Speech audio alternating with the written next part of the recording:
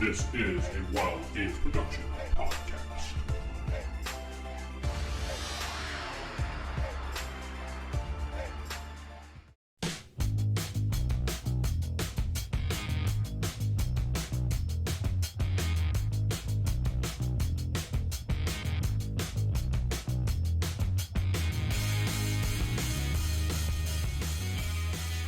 Welcome to the Classic FASERIP podcast. This is issue number 5. I'm Vince, and I'm sitting with my two co-hosts, Matt and Nick. Hey, everybody. Hello, everyone. Hello, kaboom, smash, and kabam. So this week, we're going to do a little bit different again. We're actually going to reach into the bullpen this week because we got a lot of good feedback, a lot of emails. We didn't have a chance to get through any of them the last time. So we wanted to just address a lot of things and answer questions and people always find it interesting just to hear a question and get an answer. That maybe they're thinking the same thing. They just keep forgetting to ask, or maybe they're afraid to ask because they don't want to ask a silly question. Because no question is silly. We all know that, but Right. Some people are, right? Well, isn't it crazy that we're like already doing our 5th issue and we have enough feedback to do like a bullpen show? That's pretty amazing, in my opinion. I agree. I mean, it's fun doing a bullpen type show as long as it's not one of those you read the emails word for word, because that's a little boring. Right. But I mean, just if someone the has simple fact that we're only like 5 issues in and we got so much feedback already, that's fantastic. Well, there's a huge community out there between the Classic Marvel groups on Facebook, the Classic Marvel Forever forum, the Uncanon Marvel. What's the name of that, Matt? I keep screwing that name up all the time. Yeah, there's Classic Marvel Forever, and the other is there's the one unofficial Marvel Canon group. That's it. Marvel Superheroes Unofficial Canon Project is the name of the group, which I'm going to put a link in our show notes right this second, so you can hit that up. You will have to ask to join. You may have to answer a few questions. I think they modified it, so you have to do that now. But, I mean, as long as you're versatile in anything Marvel or know anything Marvel, you should be able to easily answer the questions. It's not that difficult. Part of that group, it's really neat. Yeah, and if you do go part of that group, you'll see like brand new stuff hitting the Facebook group constantly. These people like making new pictures, new characters, asking for feedback, and then they compile it together on like a giant PDF, and they release it for free. Yeah, and that group has probably put out more product than actual TSR did for this game. Yeah, which is nuts. In fact, we're going to kind of briefly talk about one of those things here in a little bit. Yeah, but first things first, George Henson wanted me to advise anyone out there who's listening to this, may be part of the group, not part of the group, thinking about creating things, creates things, compiles things, that they are doing a new edition of the Gamer's Handbooks, and they're looking for contributors.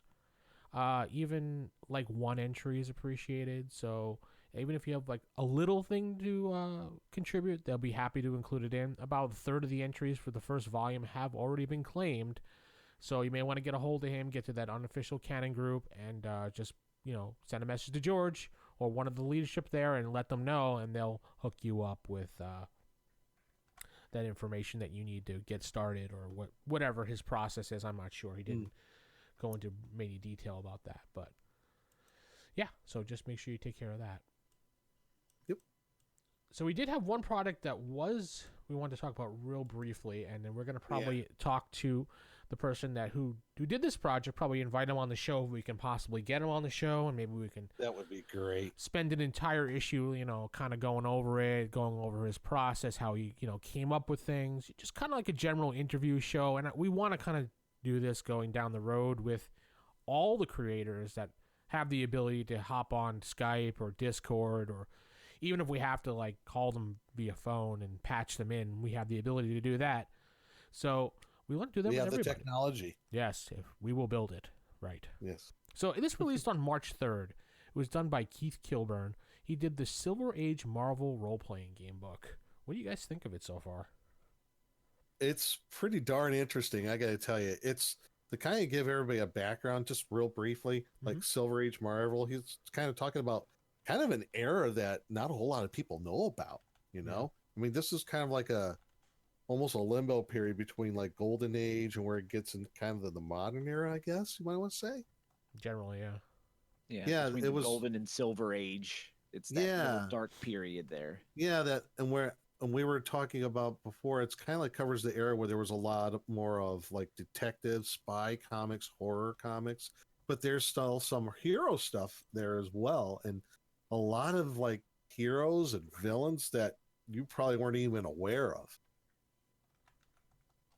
Yeah, I thought it was really cool. Yeah, I mean, it covers that era when you had a far more diverse subject matter in your comics. So you had your romance, your westerns, your war, horror comics were the thing back then. Yes, and it was this kind of era that led to the comic book code, which actually helped create the rebirth of the superhero genre as we know it. It was as things became a little more kid friendly because comic books were corrupting our youth, according to back in the 50s. Oh yeah.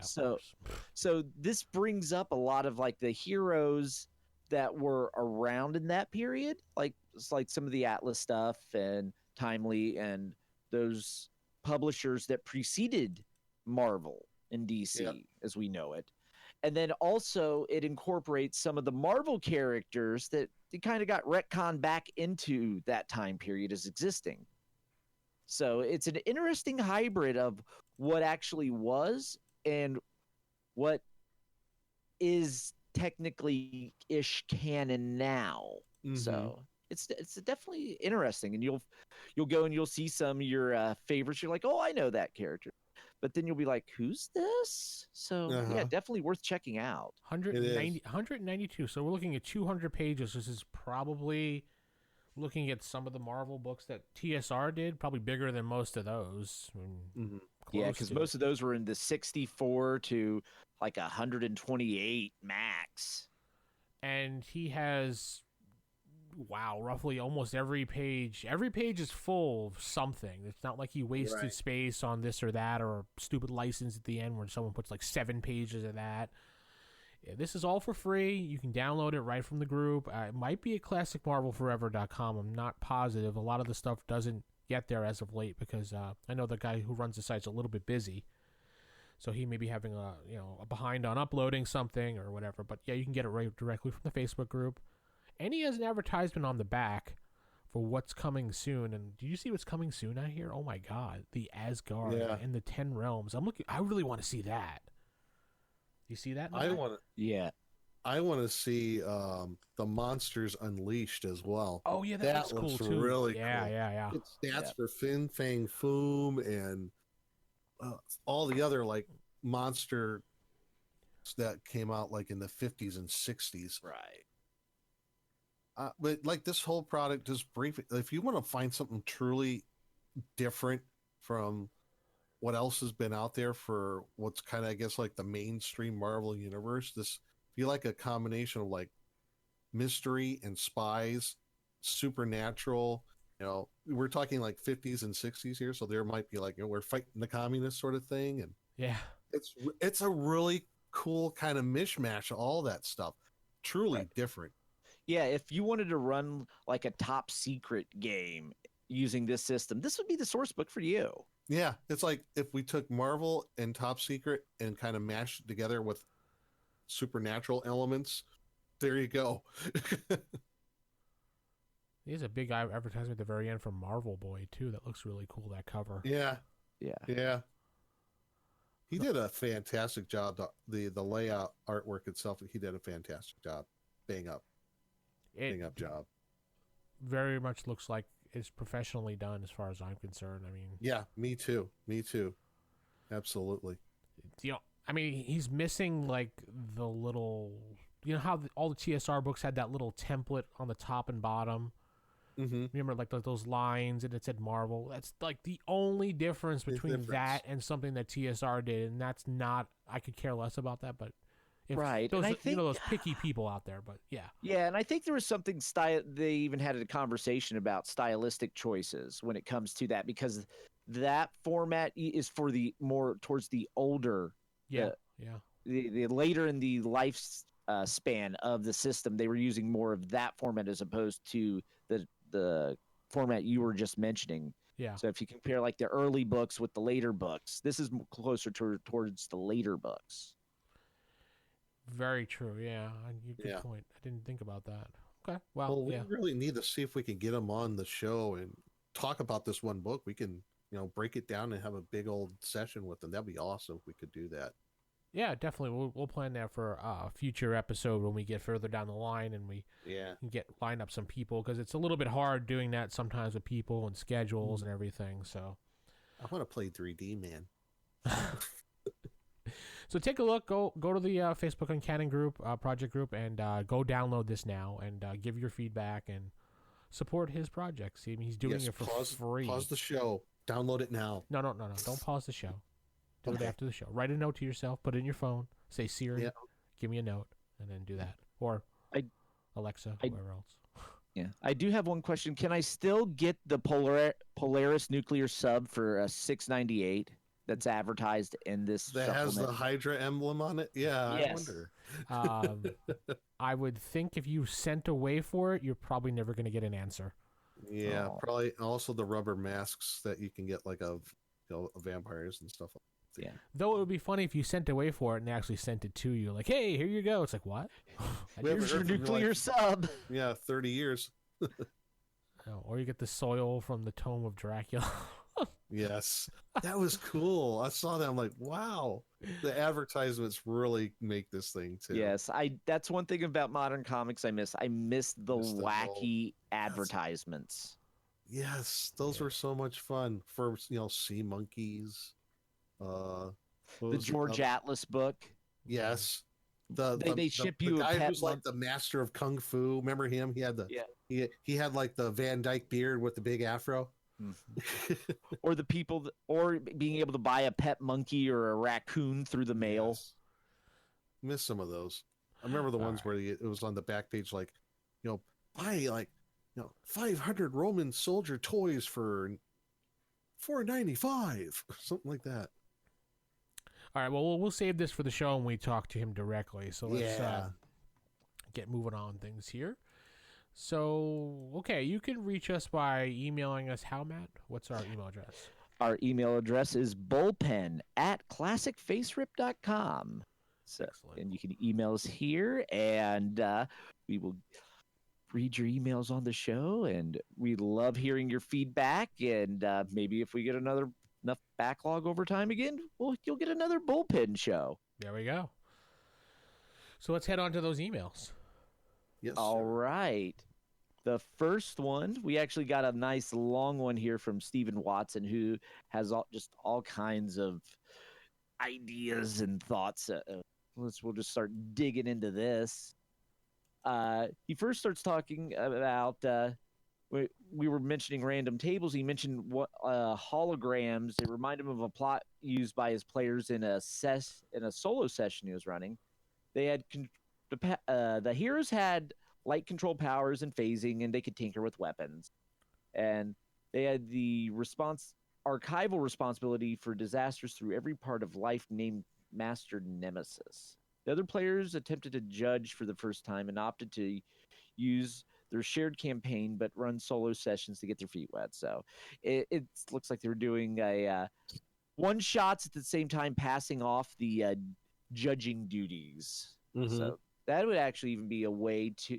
That's one thing about the system. It actually does lend itself well to one-shots too. So if everyone kind of wants to play, no one really wants to judge, you can all do a bunch of one-shots and it'll still feel like a cohesive game. Yeah. Well, good point. And he said the solo hero here is essentially a vigilante on the run from S.H.I.E.L.D., but had like a corporate sponsor. And then that Master Nemesis was apparently meant to be unique in the time stream and would not generate a temporal duplicate. Oh, because they were that's right. He had a campaign that involved some like wacky time travel involving Kang. Yeah, I remember reading some of the other those. That's right. Yeah. So eventually the villain did a monologue through a hologram in his base as the hero arrived.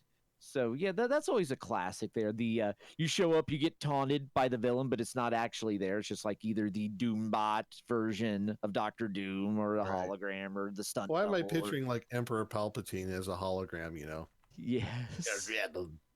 Your rebels shall be crushed. Yeah, so he decided what the heroes, since they had light powers, decided to use them to lay a hologram of himself over this form and over his true form. During the monologue, the Solo is told that the opportunity was gone. The master nemesis beyond his reach until the Solo opened a full salvo on the enemy's hologram, which it overlay. So my friend had the hero had the ultimate weapon, name it Nemesis. So basically, it was like a hologram, but somehow with using his light powers and everything, was able to. It was like an overlay on top of the villain, and so the hero's using their light powers to basically attack through the hologram. I was just gonna say he attacked through the hologram. Oh my gosh, that's pretty smart. Yeah. Yeah, the hero had the ultimate weapon aimed at the Nemesis, dead to rights, no escape. Got past the Zen, zeroed out the health, and then the remains were incinerated with warp grenades and a cloud laser. So he added spray to lasers. Yeah. Okay. Yeah. Yes, because when the single point isn't good enough, you need that, like, the spraying laser buckshot. Yeah. Yeah. And then by this point, the heroes have been listed by various origins in the. Okay. Yeah, cybernetically enhanced breed mutant considered god of lizardmen on Lost Island, armed with magic gun with time displaced children on a vendetta to keep their mother from mating with him. Wow. Yeah, that's a thing. That's a weird tangent. That it is. It's like it's almost like that Skull the Slayer comic. Right. That actually is something I wouldn't be shocked if Skull the Slayer eventually battled. Yeah. And then he just goes on and starts talking about how he got all of his materials through his college roommate. Mm-hmm. And then that when they would create their characters, they would randomly generate the characters through the die rolls. But the judge was the only one to record the results. So they would have to learn their abilities the hard way. So basically, imagine you roll your character, you create it, but you don't actually have the stats for it. You don't get to actually look at it. You can just say, I want to do this and see if you can do it. That is wild. Oh, okay. I see now. Wow. Yeah, that's. So you're literally nuts. Discovering your character's powers. That kind of reminds me of like how they used to do, how they said that D&D was supposed to be done.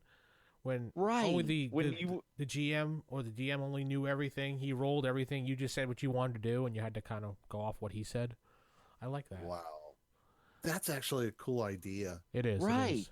And that actually, especially if you're doing, like, say, like a mutant character. Like, generate when their power generates as a teen, you'd roll your base stats, and you'd kind of have an idea where you are. But you wouldn't necessarily, I would even say, you would roll your character, but roll the powers. Yeah, I would even say you'd roll the numbers, like, but not actually even exactly know what your powers are until they manifest. And then you kind of have to try different things to figure out exactly what they are. Peter Parker didn't know he can like climb walls and stuff like that. Right at the as soon as he got bit, it was all by accident. Right. So you could actually, by doing that, recreate that process, and then as you get more comfortable, then the DM can start revealing, or the judge could start revealing, hey, this is your power. Okay, I'm going to climb to the top of the building and jump. Okay, you die. What? Yep, you're dead. This is what you would have been. Yeah.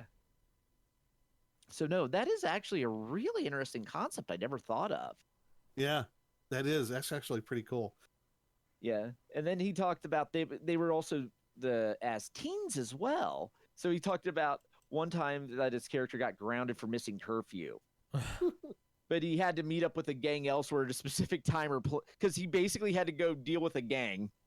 But he ended up missing curfew and got grounded because of that. So that is very Marvel. Sounds like the day of the life of Kick-Ass. Yeah. Yeah. So he got grounded, so he couldn't go meet up with this gang. So he ended up like having to sneak out the bedroom, went to a convenience store to get orange juice. And it was just like a small throwaway thing. The dude it's just one of those like, hey, I'm going to do this role play. And then he was told there was no orange juice. He grabs apple juice. It was empty too. Minute Maid, nope, empty. Every time he tried to get a drink of something once his powers manifested. They were ended up empty, and this was part of him discovering what was going on. And then it was like same Brand all trying to get back to the onboards. Yeah, so basically it was like all the juice was empty, and then he had to get back on the railroad. And he was trying to get me to get back on the railroad express. So in other words, the players started to like kill time just to figure out what's going on by going to a convenience store to get a drink. And the judge was like, "Oh no, there's nothing in this one. There's nothing in this one." He was trying to railroad him. Yeah. Yep. Was it an embargo? Did all the fruit pickers go on strike? Had someone tampered with the juice? With the juices? It was a plot to force us to drink Slurpees and pop. As a master plan of Big Sugar? Yeah, probably. Right. It was a major metropolitan sprawl that takes a while, even with hyperspeed. He never did suffer a gang initiation with the character, so I guess he was like looking to join a gang. But yeah, it was like, what? That's weird. There's no more fruit juice. There's no more fruit juice. No, you must drink the Slurpee. Big Slurpee? Oh. Well, they say big gulps and big Slurpees can poison your body to the fact that you'll... Never mind. Ooh, what if that is how the mutation was started or triggered? You got altered that way by drinking the Slurpee. It's like something went wrong with the Slurpee machine, and they put like the wrong chemical mixture in it, and next thing you know, you have superpowers. The same stuff that fell into the sewers that created the turtles got into the isn't that like a Halloween Simpsons episode or something? That probably, knowing the Simpsons, it probably been done. Probably. I think that wasn't there a link between, what was it, the slushies and the Cloverfield monster? Was it there? I think that was a thing. Maybe. Yeah. I don't know. Yep. And then Steve and also goes to bring up the old miniseries Marvel Apes, something I've not thought about in years. Basically, where character from Spider-Man's early days, the Gibbon, ended up on an alternate Earth where all the Marvel characters were primate versions of themselves. A planet where apes evolved from men? That was right. Yeah, I forgot about that. Yeah, that would actually be interesting to look at some of those weird Marvel offshoots like Spider-Ham and Peter Porker. Peter Porker, the Amazing Spider. The Pun Fisher. And... Yeah, because, there was that whole time in the 80s when they were doing all kinds of wacky parody stuff. Mm-hmm. Yeah, that'd be interesting to look at those. And if you wanted to run a superhero comedy game, there you go. Oh boy! And then he has on the next paragraph. This actually really intrigues me. Yes. Yeah, and then he also talks about the Hulks from Old Man Logan. Yeah, and that had basically inbred hillbillies born from Hulk and She-Hulk. And then that Logan was responsible for mastering the X-Men because Mysterio had him seeing everyone as a villain and goading him into going into berserk. Yeah. And another reality for a campaign he brings up, the Marvel Mangaverse, which I vaguely remember them coming out where it was all done in the manga style, but I've never read them. So yeah, that's just something I don't know about. How it actually differs from the regular Marvel universe. So that'd be something. Yeah, the Hulks from Old Man Logan, yet that that Marvel timeline, it's a pretty tragic story. Yeah. That's I've got a few issues of it, and I just like, no, thank you. Just not what I'm looking for out of a superhero story. I know some people love it, and it's I don't like it in the same way I don't like Game of Thrones. It's like I can acknowledge, it's probably really good. It's just not for me. And that's what Old Man Logan was. And I'm a Wolverine fan. And I'm just like, wait, no. What? Wait, what? I don't like Game of Thrones. You don't like? I made it 20. Wait a minute. Hold on. I'm hearing the words. I made it 20 minutes into the first episode of it and shut it off because I'm like, they're all a bunch of bleeps. I hate them all. I want Galactus to devour Westeros. They don't deserve to exist. Wow. Yeah, I'm kind of with Matt. I dropped off after season 1. I was just meh. It's a snuff film for fantasy. I wouldn't say that, but it just wasn't for me. That's all. Everyone dies. Anyone you like's going to die. You know evil's going to win because it's J.R.R. Martin and you know his world outlook. Yeah. Very bleak. I keep wanting to say J.R.R. Tolkien. I know. How dare you? Quite the opposite. Yeah, it's George R.R. Martin. As my wife is yelling from the other room because she actually enjoys the show. But for some reason, I keep wanting to call him J.R.R. Martin. I don't know why. I'm confused. Maybe it's the fact that the Lord of the Rings books, I never could get myself to actually be able to read them. Mostly. Oh, yeah. Reading them is even worse. Sorry. Yeah, it's just he would go in weird tangents of like describing a tree for 5 pages, and it's just like I found the books too depressing to read. I was just kind of getting sad after reading those books. I mean, I know they're great books, but I don't know. I got sad. And I think that's also part of the reason I don't like Game of Thrones, and I don't like Old Man Logan or anything. I don't enjoy dystopian. Yeah, I don't enjoy dystopian. I don't like downers. Hence, is that your wife yelling at you again, or is that a cat? Yes, that is my wife yelling. Oh, okay. Wasn't With the sure. cat. Okay, So- cool. Yeah, this also comes from the person who doesn't like The Walking Dead either, so. Exactly. So at least I'm consistent. That's true. At least you are consistent throughout the years. Yes. Yeah. And then he also, Steven, goes into talking about how his players actually worked out a new spot in their world. And then they had a couple players. The two of them kept their creations within like shouting distance. So like one of them had like a Moreau Island Republic in the Pacific Ocean with a backstory. It was like a pirate free port that mocked the governments of target nations with corrupt parodies and a true functioning shadow government behind it.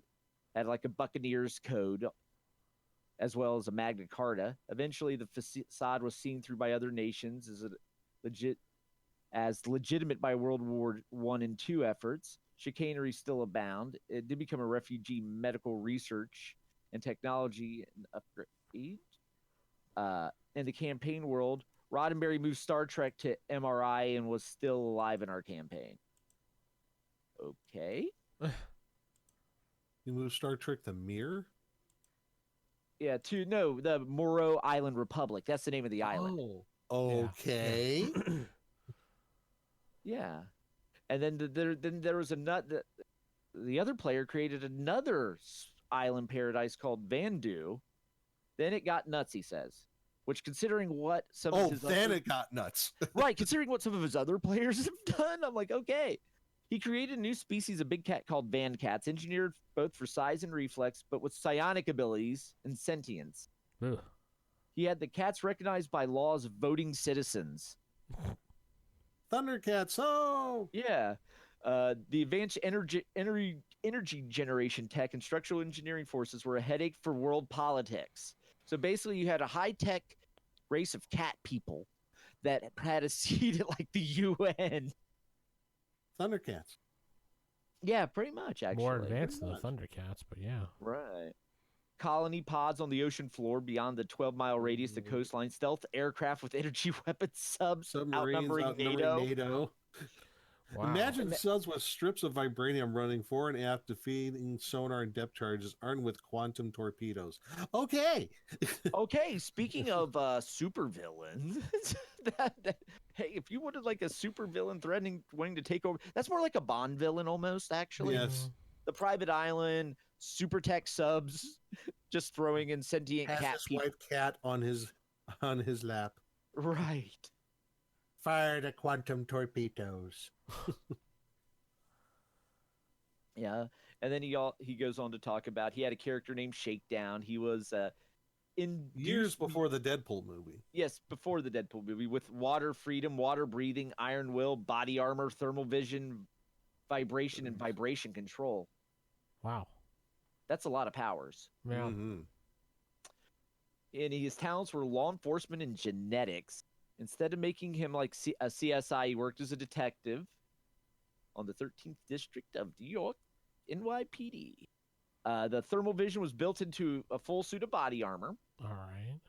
Okay, so he was on an undercover operation to Shakedown. He ended up taking on a superhuman crime cartel known as the Zodiac Ring. Oh, Which cool. actually, that would be an interesting little group. You have 12 villains.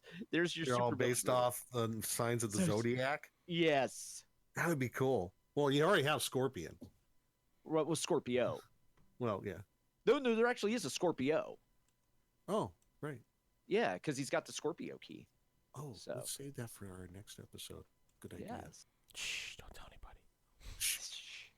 Yeah, one of the Zodiac fighters got a grand slam and knocked him through a warehouse wall into the river. In a van down by the river. Oh. Yep. Big mistake as the foe leaped to attack Shakedown in the water, where basically, if you've been paying attention, all of Shakedown's powers are water-based. Water-based. He did a vibration-controlled firing, like basically shot the river at the villain. And then the vibrations moved faster through water than the air. The battle had drawn the Avengers to the warehouse. And then the vibration blast cleared the water from the riverbed up one length of Manhattan Island, falling as a rain. So basically, he took a river from Manhattan, shot it at a villain, and then that water still had to go somewhere, and basically caused it to rain in the city. So how are you attacking the villain? I'm throwing the river at him. Yes. The impact was enough to stun the assembled Avengers. Shakedown arranged the bodies of Avengers and Zodiac rings to spell out the name Shakedown. So he took the unconscious bodies of the villains and the Avengers. That's using Cap Shield as the O. Oh my god, that's messed up. Yeah. Then I had one foe slung over shoulder and disappeared. Took the headline photo away from Web Spider-Man in the Daily Bugle.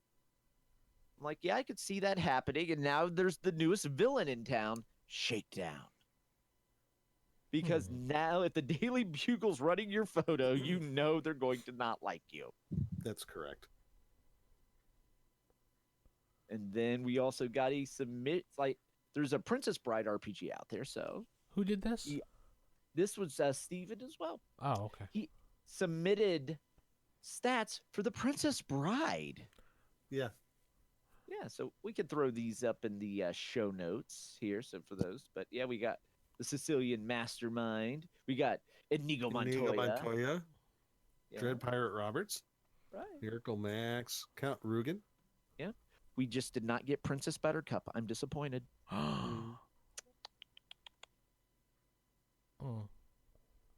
Yeah.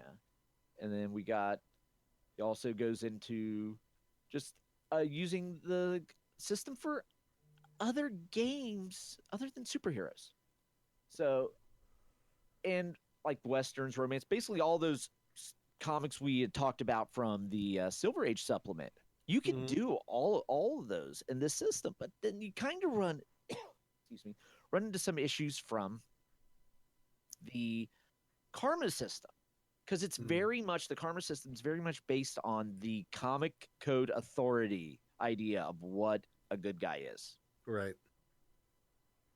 So he lays out some ideas for like a Western and how to adjust the karma system to actually award role-playing in that Western. Because sometimes in a Western, you're going to end up killing people, and it shouldn't cost you your karma because that's kind of how things were handled back then. That was the code of the West, so. The law of the West. Right, so I'll just run through some of the stuff he lays out. Like you get in a bar fight, -5 karma. Yeah, bar fights happen a lot, and that's why it's like a 5 karma hit. They happen a lot. You know what's going to happen. So, but you shouldn't do it, so it's like a -5. Oh. Yeah, he still has just like murder losing all karma. But some other things to consider is like cattle rustling, horse stealing, like treason. Square dancing in a roundhouse. Right. Like extortion, like violation of burial grounds. Yeah. So he just lays out some settling on Indian lands, just some other lays out a few ideas to just adjust the karma system to fit the genre you're using if you're going outside that superhero system. So, and that's actually something to consider if you want to try to delve into something more than just superheroes with this.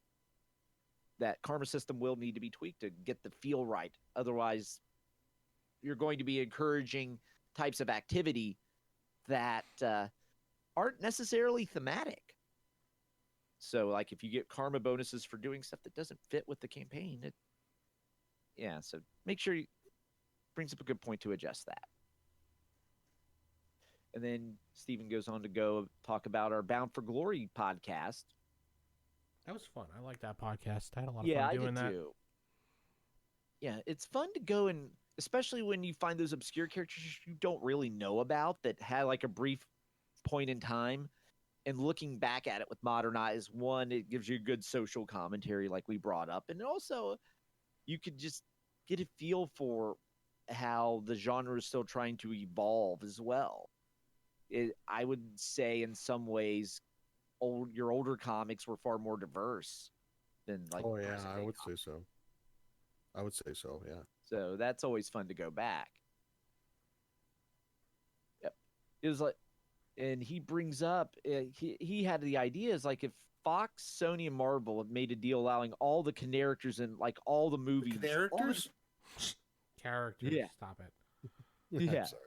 Yeah, so like I know he's talking about characters, your comic book characters, like how like Fox has some, Sony has some, Marvel has some. If they all got together and had the one massive Marvel movie, Well, they're so scarce out between some. Like I just found out, I was reading some of them that Universal Pictures owns Namor. Like they're like, why do they own that one product out of anything? It's weird. Right.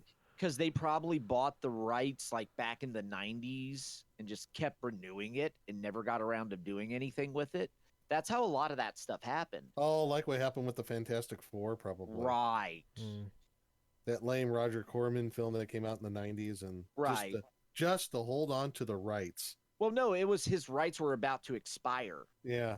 And so he had to, if he was going to do anything with it, he had to rush something out. He was going to lose them no matter what. So it didn't let him keep the rights.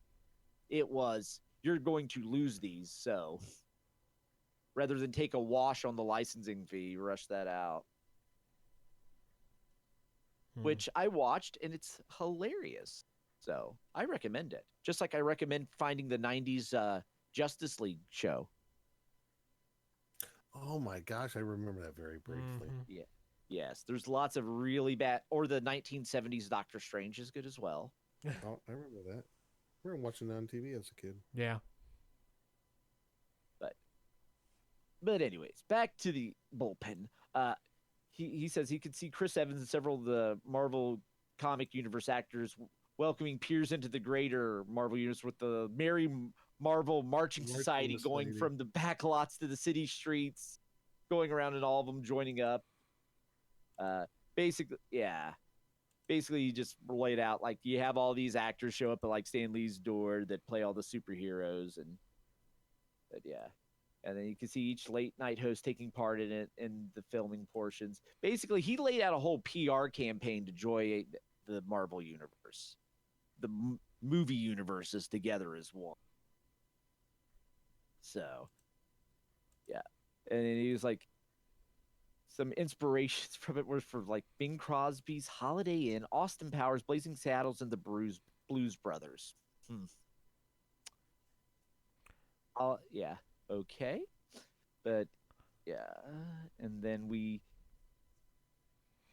got one more from him where he mentions the Conan project that was on development from the classic, the unofficial canon Facebook group, and there was he recalled the completed and posted adventure on Classic Marvel Forever, where it adapts the storyline where Colin Gath transformed Manhattan into a Hyborian Age version. That'd be cool for plot. Yeah. The mutants were made the Sorcerer's Goon Squad. Spider-Man hunted and could not communicate because he was unaffected by the transformation. People entering the affected region fell under the spell and spoke the common tongue. Well, cool. In some way, yeah, that's almost like Once Upon a Time, the television show. Yeah. Which actually, that's something else you could do in the system Once Upon a Time, the RPG. Oh wow! I guess you could, couldn't you? Yeah, because they have magic, they have everything that fits. They have the iconic characters they have the sword fights and all that. So Oh, yeah, good point. the Yeah, monsters you of the week. could. Yeah, It's amazing how versatile the system could be. right. It's like you're just like you say it. You're like as a joke. You're like, no, wait, actually, that would work. We could do. Yeah, we could do Yeah, this. yep. That works. Yep. And then we got an email from Keith and Killboard, who he's the one who wrote the supplement we talked about earlier, the Silver Age. Silver Age. So yeah, and apparently he's also done some stuff for if you're into Star Wars D6. He did some supplements for that as well. So hunt down those Star Wars D6 groups, and you can find some of his work there because it's looking at. I haven't seen his D6 work, but looking at this, I'm like, it will definitely be something to check out if you're into that system. Yep. So, and hopefully we'll be able to work something out to get him on the podcast. That would be great. He's asking, so I can't see why not. Right. Well, his people will talk to our people. Yes. Okay. And then we got our last one here from Bruce B. Hello, Bruce. Hello, Bruce.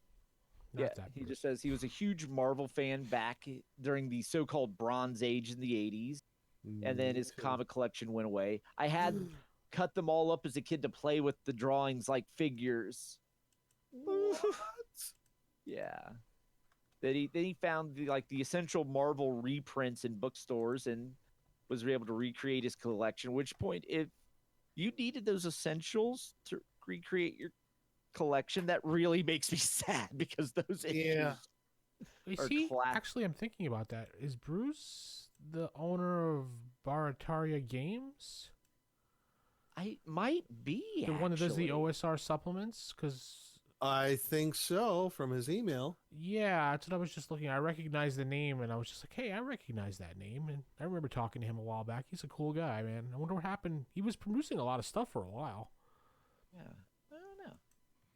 Yeah, and then he went and just goes on is like he posted over in the OSR forums, but he emailed it in as well. He's like he would thought it would be ridiculous to do a primer on a 30-year-old game, and that he questioned whether or not it could be useful, but he actually thought it was great. I mean, he thought the reviews of the iterations of the games and books were helpful. He throws in that he disliked the random character generation, so he got some use out of the point build. Actually, a primer checklist thing probably would be interesting for this game if someone put that together, because I know I saw a few people asking for it, and there never actually was one done by TSR. It was always just read the book. Right. Yeah, because this system really, you could streamline a lot to get to the basics of this, and here you go, have fun. And just a way to get people into the system even quicker, even though it's not like these rule books when compared to other RPGs of the time, they're actually pretty easy to read and small compared to some of the dense books from other publishers and even TSR. And he also says at first he wasn't excited to hear when the feature on our Bound for Glory episode. It was like, recapping old comics. But he was like, oh, he enjoyed that too. Because, again, like we kind of mentioned earlier, it's like for him, Skull the Slayer came out right when he was reading his comics, but he never read it. It was like, oh, I heard of that and never thought about it again. Mm-hmm. So but now he was like, he listened to the show and he's like, oh, I want to go back and read that. And that's what I'm finding too, is as we start digging into like some of these obscure things, I'm like, oh, I want to actually read that because there's a lot of treasures hidden. And I think that's something we can help bring out on this podcast too, through when we do our Bound for Glory shows. And then now he says he wants to go back and read some of the books like Captain Marvel and Power Man that were over his head at the time, but he's kind of come around on him because like Power Man, another one of those, very much a microcosm of the time, so you could actually kind of get a feel for society back then. And you'll find lots of social commentary in Marvel Comics. Oh yeah, absolutely. And then he said it got him thinking back to the good old days that may have fallen by the wayside with the character books he's loved to look at, but just never got around to, like the faux San Francisco Bronze Age campaign that might inspire you in the future. The first comes to mind is like Micronauts, a toy tie-in that he remembered loving to read, but had no recollection of any of the stories. I remember the Micronauts. I do remember the comic book, but I don't remember anything they did. I don't remember. Yeah, I don't remember any of the biggest content. I remember the character Bug. I remember what the hell was another one? Oh heck, I don't remember. That's the only one I can remember. Yeah, and then he also brings up Rom the Space Knight. Another one. I'm like, I remember the name. Couldn't tell you what he did. You know what? That one became quite integral to the Marvel universe for a while. The Dire Wraiths, his enemies of Rom, where he tries to hunt them down with his neutralizer. Yeah, and then he also another series that he's been revived is Nova, because I think that are working that into the movie universe at some point. So you get the Cosmic campaign. So he's kind of been dipping back into that. And then World War II was a popular subject for both Marvel and DC. So he was like Ghost Tank.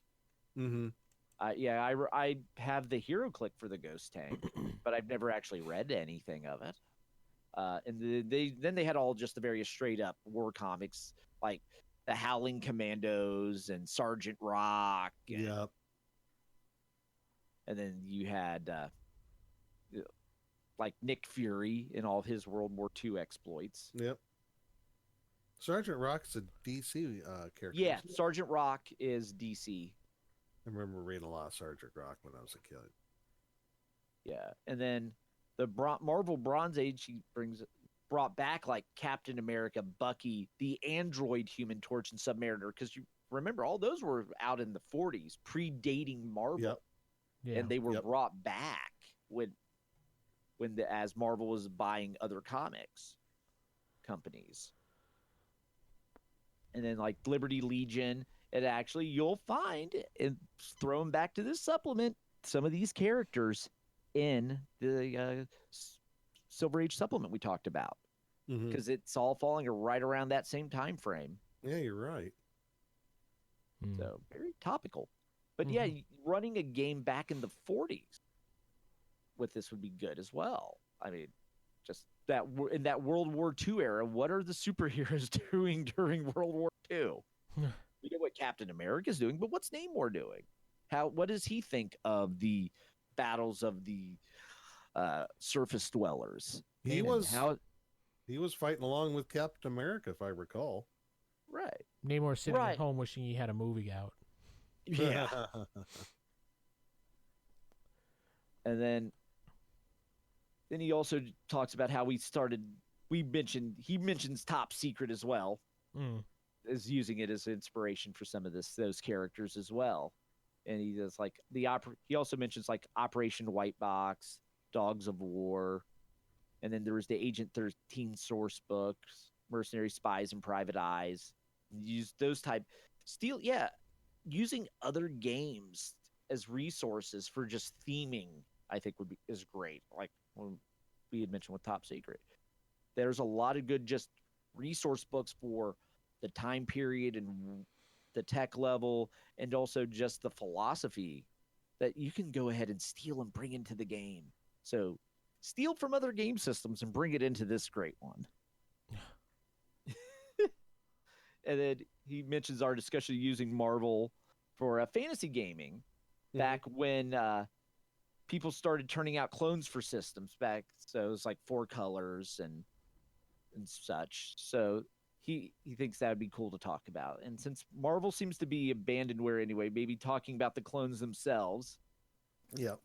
Well, there's a couple of them out there you can look at. I mean, I like some of them, like 4C, and I've actually been looking at Jay Libby's G-Core a lot lately, and I think that's really cool what he did. He kind of modified it a little bit so it's not exactly a clone. So I don't know if you guys have seen it or not. You may want to take a look at it. It's really interesting. Yeah. Yeah, because you have to remember with the Marvel system as it is in the books is very much with an 80s design philosophy. Yeah. So when you start looking at it with modern eyes, you'll be like, would they still do it that way? Yeah. And no, and these retro clones and like Jay Libby's G-Core. reworking of the rules, you get to see a little more modern. And so it's always interesting to see just how the rule sets evolve. So yeah, it's definitely something to check out. And now we've emptied out the email bullpen, but we also have one on our website because you can actually go to our website, classicfaserip.com, and also leave comments on our show there, and we will get them. So first one we got here is from Chuck. Chuck? Got nice podcast. You guys reference it. I think it was a series of hodgepodge of topical issues in pop culture of the time, like Westworld, the Land of Time Forgotten. He's talking about that Skull the Slayer episode. This is a comment from Skull the Slayer. Yeah. And he was like, besides all the story elements of robots, time travel, aliens, etc., giving the book a somewhat convoluted feel, I think the bigger part of the problem was the tremendous amount of shuffling of creative team on this book. There was quite a bit of editors moving around between them. He listed the three of them, which I kind of noted that it was doing that like back and forth, and then Marv came back and then was gone. It's like, what were they doing? They had, three different editors, he said, three different writers. Yeah. Three different pencilers, and a variety of different inkers, colorists, and letterists. That's why it felt so disjointed. I could see the different pencilers, the different inkers, things like that. The writers and the editors is where I think is the major thing that probably disjointed everything on that. Entire right, issue. because you couldn't quite get the feel. Is it supposed to be the vet coming from home to a country that doesn't want him story, or is it this time travel Land Before Time story, or is it a commentary on the various racial and gender issues of the time? Who knows? And I think that's probably why you got. I think your answer is yes. Yes, exactly. It's all of that because you had three different editors. It would be interesting to go back and actually look at the theming of the different issues and see if you can pinpoint, okay, this editor was pushing this part of the story compared to this editor and this writer. So, and then he also wrote in, it's been a long time since he played the game, but he thinks that my stats on Skull are a little closer on the mark. And he's not so sure about that monstrous energy strike thing. That's what I thought. Yeah. And then he also put on a final note, he wonders if this series wasn't rushed out to beat DC's The Warlord of similar series. I think it was. You might be right. I forgot about that. Yeah, I was looking up after he mentioned that comment, and I was looking at The Warlord. I'm like, you know what? I bet they tried to rush this out well before The Warlord so they can capitalize on it before him. Right. And then he thinks that Skull the Slayer was never intended to be part of the Marvel universe, but changed once they did that Marvel 2-in-1 where they pulled him back, which was written and edited by the original creator, Marv Wolfman.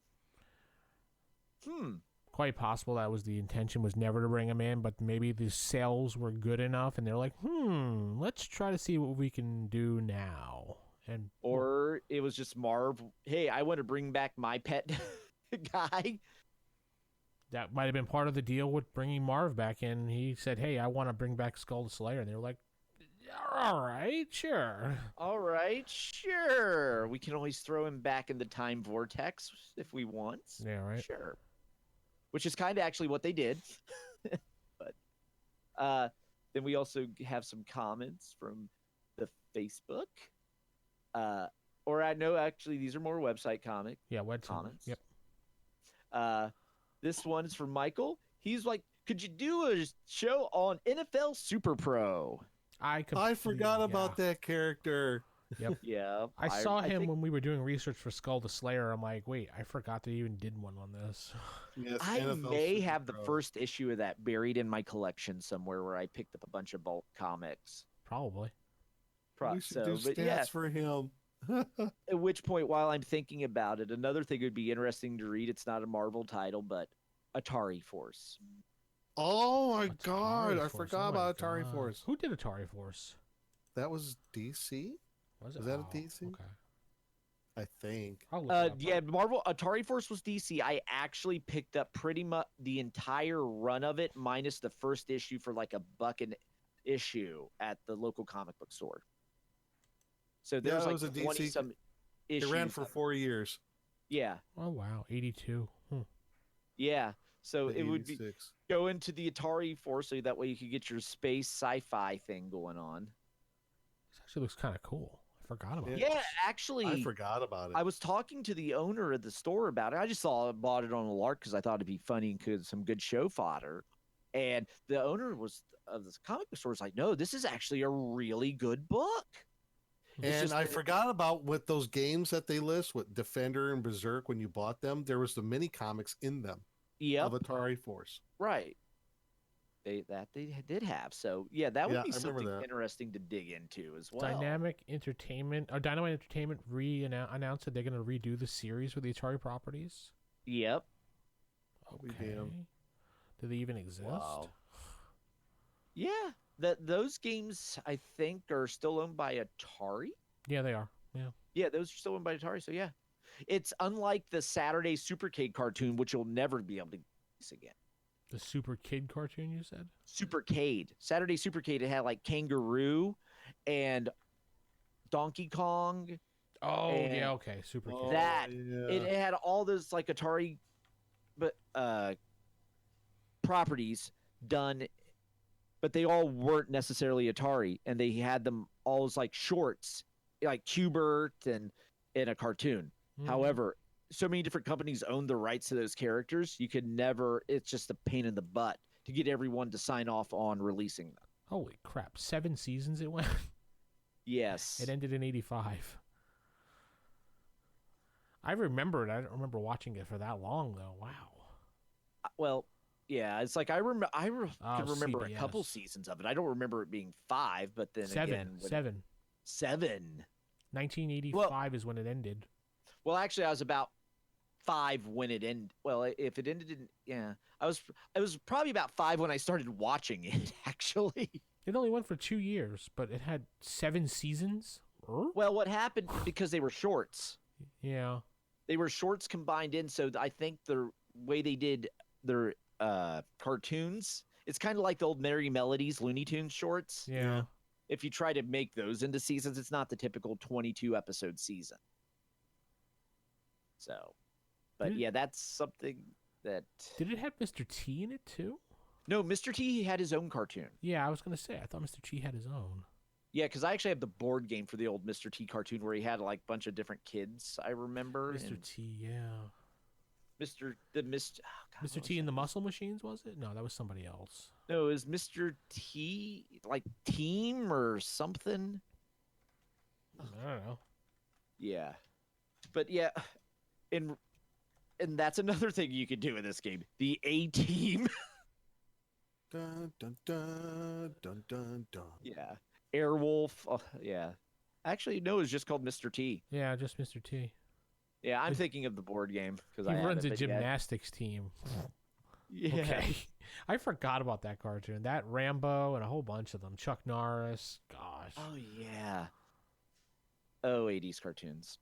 Mm, But anyway, we also got another website comment here. It is just he would like from Slobberknocker would like to see a section of each show and stat out of heroes they appear in what's like the movie versions. Good old JR, right? Right, Matt? Yeah. Yeah. You know, it's going to be a Slobberknocker. He wants them to maybe do a contest of champions where we actually like do a battle between the two heroes or villains. or two villains, yeah. Yeah, I think we tried doing a lot of actual play stuff when we did RFI, and it wasn't well It received. didn't go over very well. It sounds interesting in concept, Yeah. but when you actually play it out, it's really not that entertaining. Yeah. I think you would have more fun sitting around just us talking about who do we think would win and riffing off that than you would actually us role playing out a combat. Just from experience from when we were doing Roll for Initiative, we role played out combat with some monsters a few times, and it could hit the point where it just kind of bogs down the show. However, now if we did something where we made up like our March Madness bracket of heroes and villains and had who would come out on top and like a voting thing or something, that could be interesting, possibly. You would have to start with that's a little bit of that's a little a little ambitious. Yeah, a little ambitious, but yeah. All right, cool. I think that's it, So right? that clears Think so. out the good old bullpen here. So please write in Classic Face Rip Podcast. You can write us at bullpen@classicfacerip.com or go to our website, classicfacerip.com, and leave a comment on the website. Yeah. And we're going to wrap it up this week and say good night, everybody, and we'll see you next time.